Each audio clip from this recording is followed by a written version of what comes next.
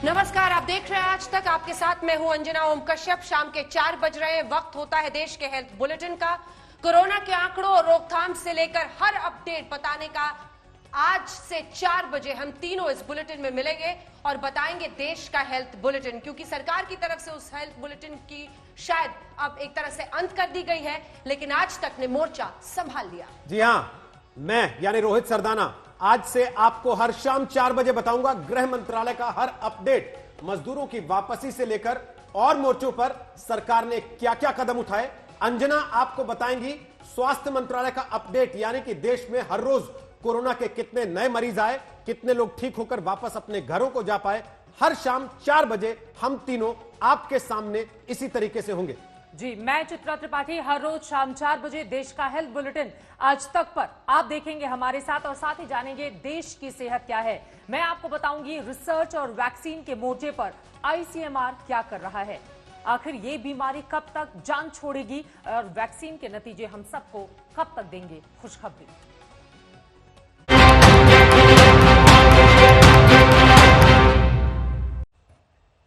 Lockdown में जहां 4 लोगों की भी भीड़ लगाने से बच रहे हैं, वहीं मुंबई में हजारों लोग एक साथ जुट गए हैं।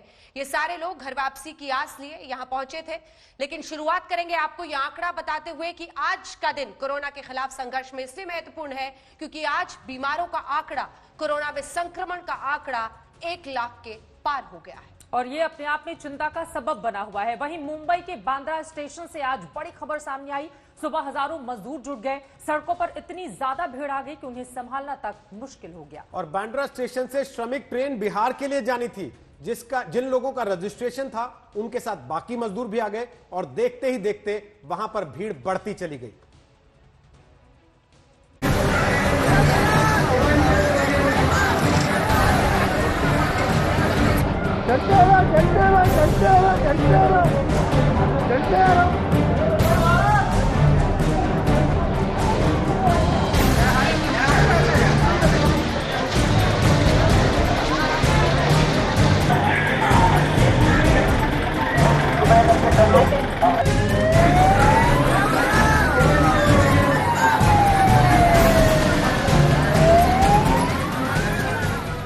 सबसे बड़ी मार झेल रहे महाराष्ट्र में सख्ती के साथ थोड़ी रियायत दी जा रही है। रेड और ऑरेंज जोन में कोई छूट नहीं मिलेगी। कोरोना मीटर में महाराष्ट्र सबसे ऊपर है, केस 35,000 के पार हैं। हाल दिल्ली का भी बेहाल है, लेकिन कमलेश सुतार हमारे सहयोगी आपको ग्राउंड रिपोर्ट दिखा रहे हैं। बांद्रा में आज जो कुछ हुआ, लॉकडाउन के बावजूद हजारों की तादाद में मजदूर वहां पर कैसे जुट गए और कैसे फिर हालात पर काबू पाने के लिए आनन फानन में पुलिस को दौड़ना पड़ा। बांद्रा टर्मिनल स्टेशन के बाहर इस वक्त हम हैं और आप देख सकते हैं कि सैकड़ों की तादाद में प्रवासी मजदूर एक बार फिर से यहाँ पर इकट्ठा हो गए। गांव जाना चाहते हैं और पुलिस इनको लगातार बताने की कोशिश कर रही है कि बांद्रा से कोई ट्रेन नहीं जा रही और यहाँ से वो अपने गांव जाना चाहते हैं। पिछली बार भी हमने एक बार देखा था कि प्रवासी मजदूर यहाँ पर जमा हुए थे जिन्हें गाँव जाना है और रोका गया था। आपको कहाँ जाना है? हम लोग को बिहार जाना है सर। यहाँ पे पुलिस बोल रही ट्रेन नहीं जा रही, तो फिर क्यों सर ट्रेन डेली जा रही है। कल भी यहाँ के पुलिस बोली थी कि यहाँ ट्रेन नहीं जा रही, समझे। कल 2 ट्रेन बिहार गई, झारखंड के लिए बोली नहीं जाएगी। कल भी झारखंड की ट्रेन गई है सर। ये लोग झूठ बोलते हैं सर। लेकिन ट्रेन अगर जाए इतने भीड़ भरेंगे तो आपको तकलीफ नहीं होगी? सर क्या करूँ सर, ये लोग जो है से 4 दिन से सर कॉल आया मेरे पास, लेकिन अभी तक कोई पोजीशन नहीं दिया सर ये लोग, समझे। क्या करूँ मैं? अभी पुलिस हटा रही है लगातार बाजू में आपको, तो आपको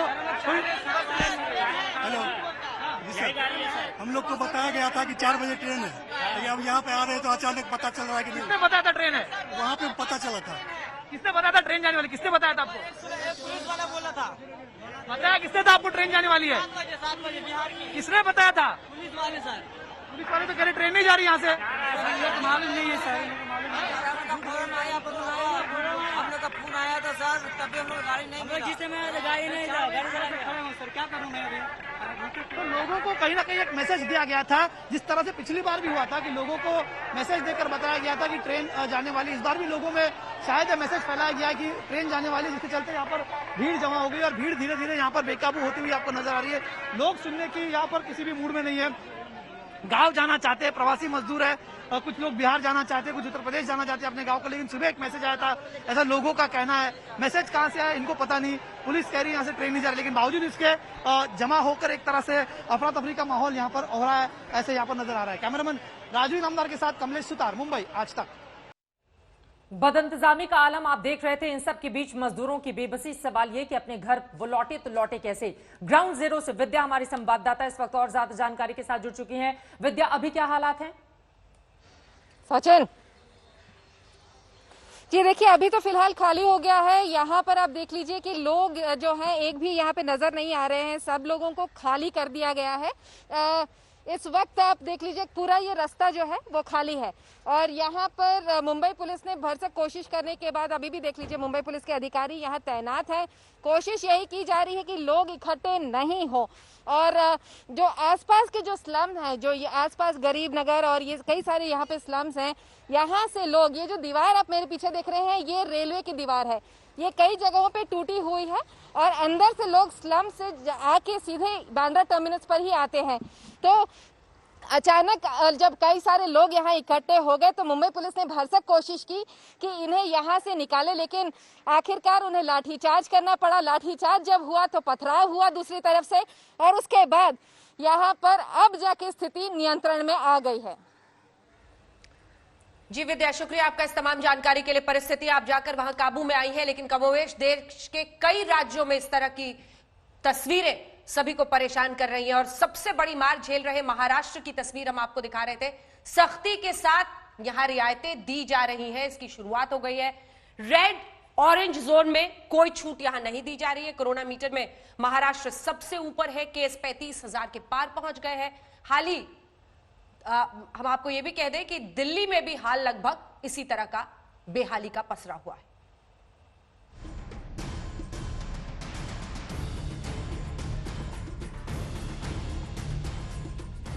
कोरोना मीटर में महाराष्ट्र सबसे ऊपर है। मुंबई का हाल बेहाल है।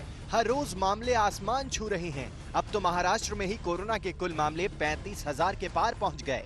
यही वजह है कि लॉकडाउन 4 में छूट और रियायत की बातें हो रही हैं, लेकिन महाराष्ट्र सरकार संभल कर फैसला ले रही है। महाराष्ट्र के कोरोना के कहर वाले इलाकों में कोई ढील नहीं होगी। ग्रीन झोन में उद्योग धंधे जरूर शुरू होंगे। तयार आपण काय असं घर बसल्या कोविड तयार करत नाही, पण होऊ द्यायची नाहीये। त्याच्यामुळे ग्रीन झोन म्हणून मेंटेन करणं आणि रेड झोन जो आहे तो रेड झोन हा लवकरात लवकर ग्रीन झोन मध्ये त्याचं रूपांतर करणं। कोरोना से बढ़ते मामले दिल्ली को भी डरा रहे हैं, लेकिन केजरीवाल सरकार ने जिंदगी के साथ कोरोना से लड़ने का फैसला किया है। राजधानी में कंटेनमेंट जोन छोड़कर बाकी इलाकों में काफी रियायतें दी गई हैं। मास्क पहनकर बाहर निकलना जरूरी होगा। ट्रकों को बॉर्डर पर नहीं रोका जाएगा। बॉर्डर पर डॉक्टरों को आने जाने पर रोक नहीं। बीमार बुजुर्गों को बाहर निकलने की इजाजत नहीं। रिहायशी इलाकों की सारी दुकानें खुलेंगी। मार्केट में आधी दुकानें खुलेंगी। शाम 7 बजे के बाद घर से बाहर नहीं निकल सकेंगे। ऑड इवन के हिसाब से दिल्ली की खान मार्केट भी खुल गई है। देख सकते हैं कि दुकानें खुली हैं। आज एसेंशियल सर्विस की दुकानें तो पहले भी खुली थी, लेकिन आप देख सकते हैं कि ऑप्टिकल की दुकान है, इलेक्ट्रिकल की दुकान है, किताबों की दुकान है, कपड़े की दुकान है, तमाम दुकानें खुल गई। लेकिन यहाँ पर ऑड इवन का खास ध्यान रखा गया है इस मार्केट के अंदर। और खास बात यह है कि जो गाइडलाइंस है सरकारी, उसका भी खास तौर से ध्यान रखा गया है। आप देख सकते हैं कि पूरा सोशल डिस्टेंसिंग को देखते हुए ये पूरे निशान लगा दिए गए। अगर किसी को किसी दुकान में जाना है, किसी व्यक्ति को, कस्टमर को, तो इन तमाम चीजों को फॉलो करना पड़ेगा। लेकिन दिल्ली में metro, school, college, shopping mall, swimming pool, park, theatre, bar, auditorium और असेंबली हॉल के साथ साथ सैलून और स्पा भी बंद रहेंगे।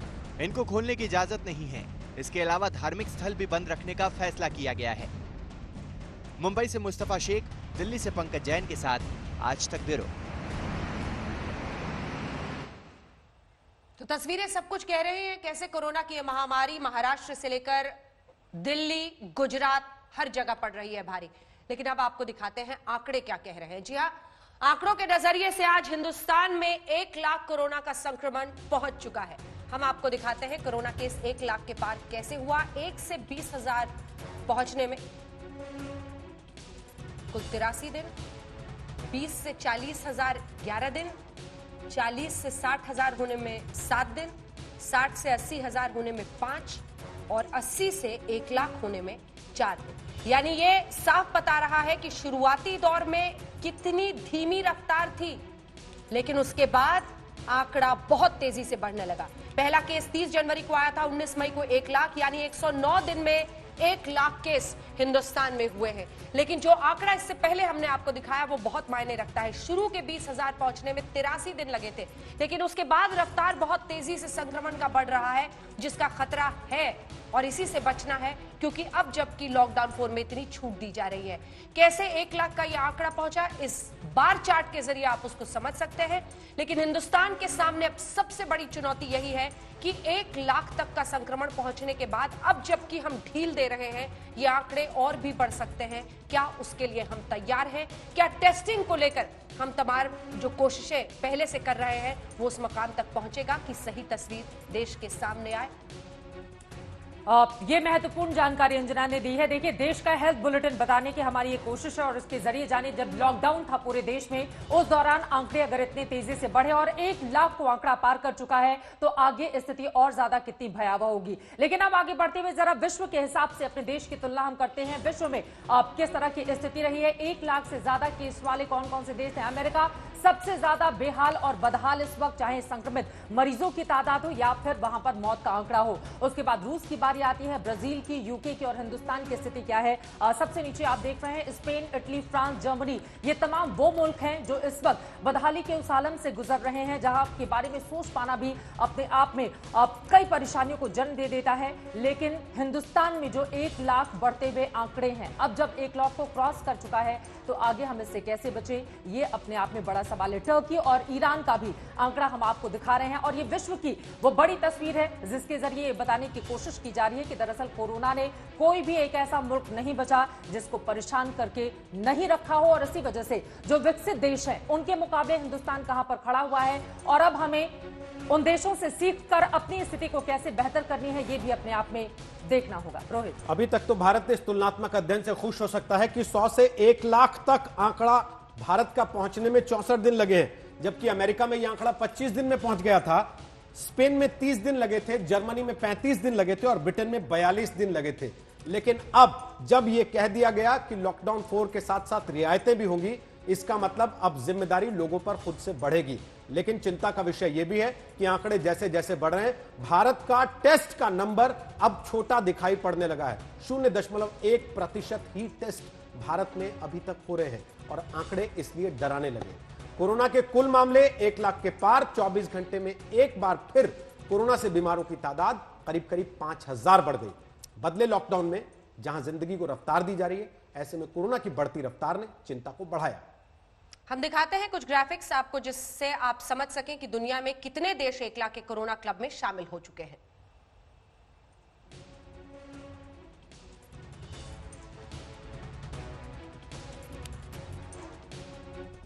एक बार फिर से वो बड़ा आंकड़ा जिसका जिक्र लगातार हम कर रहे हैं, दरअसल आपको ये समझाने की कोशिश है कि केस और किस तरह से बढ़ते हुए चले गए। 1 से 20,000 होने में 83 दिन लगे थे, लेकिन 80,000 से 1 लाख होने में सिर्फ 4 दिन लगे और यही सबसे ज्यादा परेशानी का सबब। एक रिपोर्ट देखिए जिसके जरिए आपको ये समझ में आ जाएगा कि हिंदुस्तान की स्थिति इस वक्त कोरोना संक्रमण के मामले में क्या कहती है।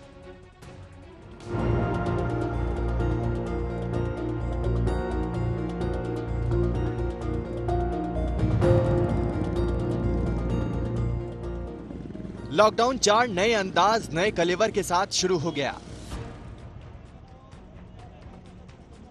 अब न तो पहले जैसी बंदिशें हैं और न ही सख्ती। दुकान खुल गई, बाजार में रौनक आ गई, जिंदगी को रफ्तार मिल गई, लेकिन कोरोना की रफ्तार थम नहीं रही। ये चिंता भी बढ़ा रही है, डरा भी रही है। भारत में कोरोना के कुल मामले 1 लाख के पार हो गए। स्वास्थ्य मंत्रालय के नए आंकड़े के मुताबिक नए लॉकडाउन के साथ ही कोरोना मीटर भी तेजी से ऊपर चढ़ रहा है। भारत में कोरोना वायरस की चपेट में अब तक आने वालों की संख्या 1,11,39 हो गई। इनमें करीब 39,000 लोग कोरोना को हराकर घर आ चुके हैं, लेकिन मौत का आंकड़ा भी 3,000 के पार पहुंच गया।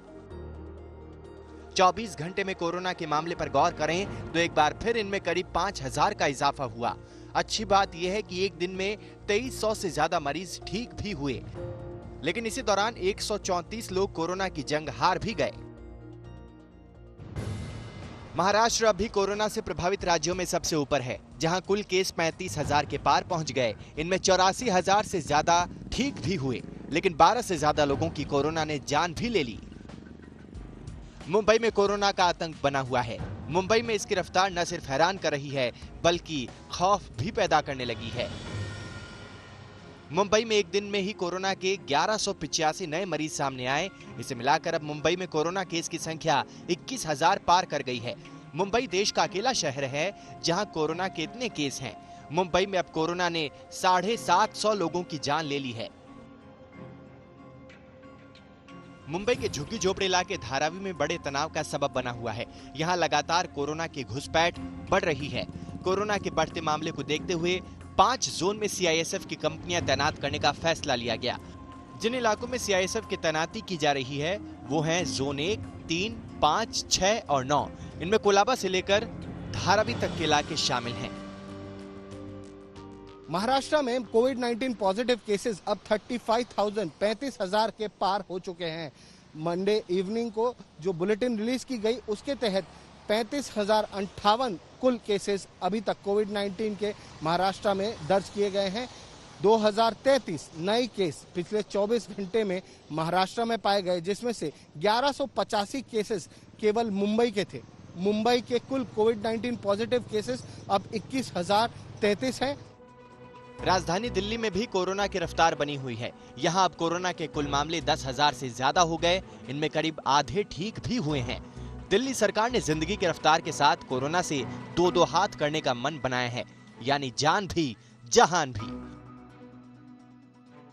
मुंबई से साहिल जोशी और दिल्ली से हिमांशु मिश्रा के साथ आज तक ब्यूरो। और अब बात बदले बदले लॉकडाउन की, खासतौर पर उत्तर प्रदेश में नए लॉकडाउन में यूपी की सड़कों की रंगत बदल गई। बाजार में बाहर लौट आई है, दुकानें, दफ्तर सब खुल गए हैं। लॉकडाउन 4 में योगी सरकार ने जिंदगी को रफ्तार देने पर मुहर लगाई है। कंटेनमेंट जोन छोड़कर सभी इलाकों में बाजार, फैक्ट्री, दफ्तर खोलने की इजाजत दे दी गई है।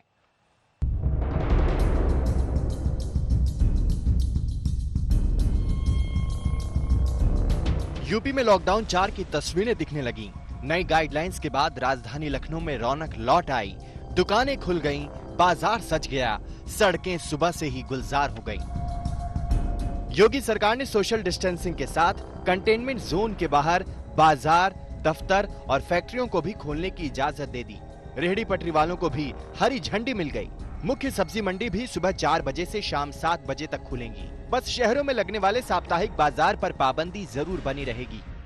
लॉकडाउन 4 में योगी सरकार की एडवाइजरी देर रात आ गई और आज से ये लागू हो जाएगा। इस पर डीएम फैसला लेंगे कि आखिर कैसे खुलेगा, क्या ऑड इवन होगा या किस तरह की दुकानें खुलेंगी। लेकिन जो कॉम्प्लेक्स हैं वो धीरे धीरे खुलने शुरू हो गए हैं, मार्केट कॉम्प्लेक्स। आप देखिए, हम लखनऊ के गोमती नगर के इलाके में हैं और यहाँ पर जो मार्केट कॉम्प्लेक्स है उनकी दुकानें धीरे धीरे खुलने लगी हैं। चाहे ड्राई क्लीनर्स हो, हार्डवेयर की दुकानें हो, दवा की दुकानें पहले से खुली हुई हैं, जो स्टेशनरी की दुकानें हैं ये भी खुल रही थी और धीरे धीरे मार्केट अब खुलने लगा है। यूपी में जिंदगी रफ्तार पकड़ने लगी, लेकिन दिल्ली बॉर्डर पर हालात अजीब से हैं। यहाँ गाड़ियों का जमावड़ा लग गया है।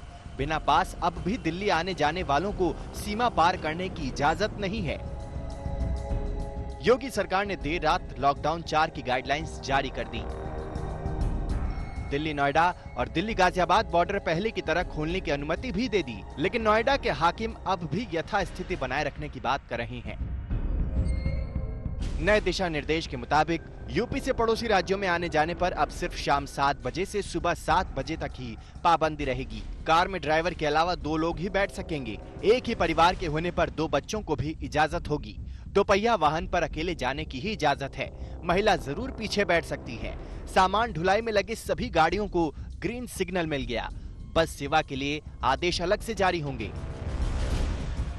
यूपी में धार्मिक स्थल, सिनेमाघर, मॉल्स और दूसरी भीड़ भाड़ वाली जगह अब भी बंद रहेंगी। लॉकडाउन में घाटे की भरपाई के लिए भी योगी सरकार ने कई फैसले लिए हैं। इस साल यूपी का कोई भी सरकारी विभाग कोई नया वाहन नहीं खरीदेगा, न ही कोई नई भर्ती की जाएगी। यूपी में कोरोना के 4,500 से ज्यादा केस हैं। इनमें आधे से ज्यादा ठीक हो चुके हैं। लखनऊ से कुमार अभिषेक के साथ आज तक ब्यूरो। तो देश के अलग अलग हिस्सों में अलग अलग राज्यों में तैयारियां की जा रही हैं, वो लेकिन तैयारियां नाकाफी साबित होती हुई इस वक्त नजर आ रही हैं। फिलहाल एक तरफ मुंबई में मजदूर पर्याप्त ट्रेन के लिए परेशान है, तो दूसरी तरफ यूपी में बस तो है लेकिन उनके रास्ते में राजनीति का रोड़ा है। यूपी सरकार और कांग्रेस के बीच बसों को लेकर बात मदद से शुरू हुई और आरोप प्रत्यारोप तक जा पहुंची। और इन सब के बीच वो मजदूर हैं जो इन बसों के सहारे घर वापसी का सपना देख रहे थे, लेकिन अब भी सड़कों पर फंसे।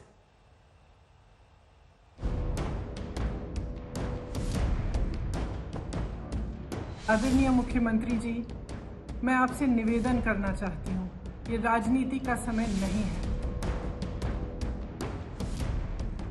बेबस मजदूर और बस पर सियासत।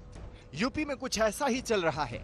मजदूरों के लिए कांग्रेस महासचिव प्रियंका गांधी की बसों की पेशकश पर सियासी तीर थम ही नहीं रहे। पहले प्रियंका ने पेशकश पर ध्यान न देने का आरोप लगाया और मुख्यमंत्री ने मंजूरी दे दी तो बस की लिस्ट और देरी पर बयानबाजी की झड़ी लग गई। यूपी के गृह विभाग ने प्रियंका के सचिव को चिट्ठी लिखकर आज दोपहर 12 बजे की मोहलत दी। तय वक्त पर नोएडा और गाजियाबाद बॉर्डर पर 500 बसें लगाने का निर्देश दिया तो प्रियंका के सचिव ने चिट्ठी लिखकर शाम की मोहलत मांग ली। वजह राजस्थान और दूसरे राज्यों से बस लाने और परमिट को बताया। लेकिन घमासान तो मुख्यमंत्री योगी आदित्यनाथ के सलाहकार मृत्युंजय कुमार के आरोपों पर छिड़ा, जिसमें उन्होंने बस की लिस्ट में बाइक और ऑटो के नंबर का हवाला दे दिया। उन्होंने कुछ रजिस्ट्रेशन नंबर का भी जिक्र किया, मसलन 10 नवंबर 2016 को रजिस्टर हुई वाहन संख्या UP 83T1006। मृत्युंजय कुमार ने दावा किया कि ये बस नहीं बल्कि एक 3 व्हीलर है। इसी तरह उन्होंने RJ 14 TD 1446 नंबर भी सामने लाया और बताया कि ये कार का नंबर है। हमने तो मना ही नहीं किया है, हम तो कह रहे हैं आपने फिटनेस का दे दिया है, ड्राइवर की डिटेल दे दी, हम ले लेंगे। हम तो कल से बोल रहे हैं, इसमें तो कोई दो आपत्ति है ही नहीं हमें। आप यहाँ पर भी चिट्ठीबाजी करके पॉलिटिसाइज कर रहे हो, एक सिंपल प्रक्रिया को आप अपनाने को नहीं तैयार हो। हम तो कहते हैं आप स्वागत करो। डेलीगेशन मिला था मुख्यमंत्री जी से, हमने तो नहीं कहा कि मत मिलो, आपका लेटर हमने लिया। मुख्यमंत्री जी ने कहा कि हम कांग्रेस से लिस्ट मांग रहे हैं, हमको नहीं मिल रही है। हमने कल उनको लिस्ट उपलब्ध करा दी। रात में 11:53 पर मुख्यमंत्री के कार्यालय से प्रियंका जी के कार्यालय एक पत्र जाता है जिसमें ये कहा जाता है कि आप 10 बजे सुबह ये सारी बसें लखनऊ पहुंचा दीजिए। सवाल सीधा सा उठता है कि इस वक्त लखनऊ में आवश्यकता नहीं है, इस वक्त आवश्यकता नोएडा और गाजियाबाद के बॉर्डर पे है। सवाल है मजदूरों को सही तरह से घर पहुंचाने का, लेकिन मजदूरों के हाईवे पर कांग्रेस एक्सप्रेस क्या उतरी, दोनों ओर से सियासी नफा नुकसान का खेल शुरू हो गया। मजदूर तो बस बहाना बन गया, निशाना तो सियासत पर ही है। लखनऊ से कुमार अभिषेक के साथ आज तक ब्यूरो। तो मजदूरों को लेकर सियासत जारी है, लेकिन इन सब के बीच एक अच्छी खबर आपको देते हैं। लगता है दुनिया भर में आतंक बना कोरोना का अंत अब पास आ गया है। पहली बार कोरोना वैक्सीन पर मानव पर सफल परीक्षण किया गया है। अमेरिकी कंपनी मॉडर्ना ने 8 ग्रुप में 45 लोगों पर ट्रायल किया और इसके नतीजे काफी अच्छे रहे। बताया जाता है कि अब तक इस वैक्सीन के कोई गंभीर साइड इफेक्ट्स नहीं दिखे। ये बिल्कुल उसी तरह काम करता है जैसे कोरोना को हमारा शरीर हराता है। जुलाई में इस वैक्सीन के तीसरे चरण का काम शुरू होगा। अगर सब कुछ ठीक रहा तो जल्द ही ये बाजार में भी आ जाएगा। अगर ये आपको लग गया तो आप क्या दे सकते हैं, जैसे कि रेमडेसिविर एक दवाई थी, मैंने दूसरे चैनल्स पे 1-1.5 महीने पहले बताया था, उसके कुछ अच्छे रिजल्ट्स आए हैं। उसमें देखने में ये आया है कि मोस्ट ऑफ द पेशेंट्स जिसको वो मिली वो आईसीयू से डिस्चार्ज हो गए, कई दिन पहले डिस्चार्ज हो गए और एक्सट्यूबेट भी हो पाए। इसके अलावा कन्वलेसेंट प्लाज्मा, जो कि हम रिकवर्ड पेशेंट्स जिनको 3 हफ्ते के करीब हो चुका है इन्फेक्शन हुए उनका प्लाज्मा लेकर उसमें से एंटीबॉडी निकाल के पेशेंट्स को दे देते हैं। उससे वो देखने में आया है कि पेशेंट्स एक्सट्यूबेट हो रहे हैं, मतलब इंट्यूबेशन की जरूरत नहीं पड़ी, उनका रेस्पिरेटरी सपोर्ट बेटर हो रहा है और आईसीयू से डाउनग्रेड होके बेटर हो रहे हैं। मुझे लगता है कि नियर अबाउट जुलाई के आसपास हम लोग स्कूल ओपन कर पाएंगे। जून का महीना अभी मई एंड तक थोड़ा सा हमारे लिए ज्यादा केसेस, नंबर ऑफ केसेस बढ़ सकते हैं और जून में भी थोड़ा मिड जून तक रहेगा। उसके बाद मुझे लगता है कि हम लोग काफी सेफ सिचुएशन आ जाएंगे और जुलाई के शुरुआत में स्कूल्स, मॉल, काफी चीजें खुलना शुरू हो जाएगी और पब्लिक को भी ये पता लग गया है कि जिनको जरूरत है वही लोग बाहर निकले, जिनको जरूरत नहीं है वो बाहर नहीं निकले। एकदम नई बीमारी है, इसके लिए फुल प्रिपरेशन कभी भी नहीं हो सकता है। जैसे सुनामी के लिए या भूकंप के लिए पूरा प्रिपरेशन कभी नहीं हो सकता है। वैसा इसके लिए भी पूरा प्रिपरेशन नहीं हो सकता था। तो गलती का सवाल नहीं है, हमको अभी आगे ही देखना है। और ट्रीटमेंट के बारे में मैं आपको और एक दो चीज बोलना चाहता हूं जिससे हमको आशा मिलेगी। देखिए, हमने फरवरी महीने में मॉडर्ना के बारे में, रेमडेसिविर के बारे में और कॉन्वालेसेंट प्लाज्मा के बारे में हमारी किताब, कोरोना वायरस की जो किताब है, फरवरी में हमने ये सब लिखा था उसके बारे में। तो हमारे इस बुलेटिन में इतना ही।